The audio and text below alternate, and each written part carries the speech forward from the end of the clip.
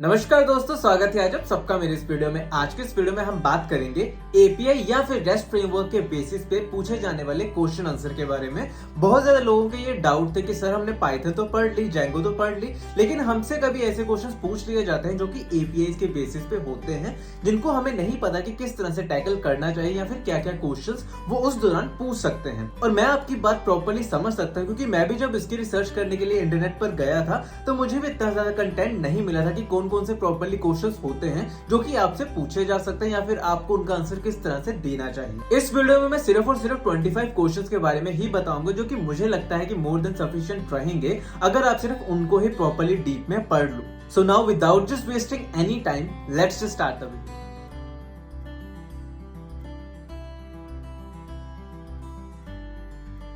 तो सबसे पहले बात करते हैं मोस्टली आस्क्ड क्वेश्चंस के बारे में, जिसमें सबसे पहला क्वेश्चन आता है what do you mean by API and why do we use it. आपको एपीआई के बारे में पता होना चाहिए और हम इसको क्यों यूज करते हैं आपको इसके बारे में भी पता होना चाहिए। दूसरा क्वेश्चन है व्हाट आर एचटीटीपी मेथड्स, या फिर कई बार ये क्वेश्चन ऐसा भी पूछा जा सकता है what are the HTTP methods supported by REST framework. तो दोनों क्वेश्चन का आंसर सेम ही होता है। आपको पता होना चाहिए पुट, पोस्ट, गेट, डिलीट क्या होते हैं, उनको किस तरह से एक्सप्लेन करना चाहिए। नेक्स्ट क्वेश्चन जो कि बहुत ही ज्यादा पूछा जाता है वो है what is the difference between a get method and a post method. Next question is what is the difference between a put method and a patch method. Next question is what is the difference between a post method and a put method. Next question is what do you mean by SOAP API? Why do we use it? Next question is what do you mean by REST API? Next question is what is the difference between a SOAP API and a REST API?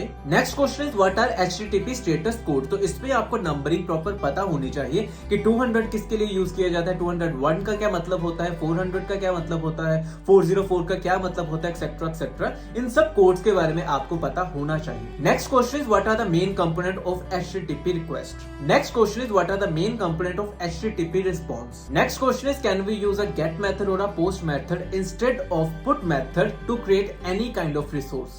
तो ये 12 question है जो कि बहुत ही ज्यादा important होते हैं, जो कि मुझसे बहुत बार पूछे गए थे और मुझे लगता है कि यही मोस्टली आस्क्ड क्वेश्चंस होते हैं। अगर आप इनके बारे में पढ़ लो तो ये भी बहुत ज्यादा सफिशिएंट होते हैं कोई भी इंटरव्यू क्लियर करने के लिए, क्योंकि बेसिकली सबसे ज्यादा इन्हीं में से क्वेश्चंस पूछे जाते हैं। तो अब बात करते हैं कॉमनली आस्क्ड क्वेश्चंस के बारे में, जिनके बारे में तो आपको थोड़ा बहुत आइडिया होना बनता है, क्योंकि अगर आपसे कोई भी ऐसी टर्म पूछ ली जाती है कि ये क्या होता है तो आप ऐसे ब्लैंक ना हो जाओ, आपको थोड़ा बहुत आइडिया हो कि ये होती क्या है। जिसपे सबसे पहला क्वेश्चन आता है what do you mean by RESTful web service, what are its features. Next question is what are the disadvantages of RESTful web service. Next question is what do you mean by payload in terms of RESTful web service. Next question is it is possible to send the payload in get method or delete method. Next question is what is the maximum payload size that we can send in post method. Next question is which markup language can be used in RESTful web API. Next question is what do you mean by XML or JSON and what is the difference between the both. Next question is what do you mean by resource in REST and what is the way to represent it. Next question is what is the advantage of using the REST in web API. Next question is what is the concept of statelessness in REST. Next question is what do you mean by URI. Next question is what do you mean by course in web API.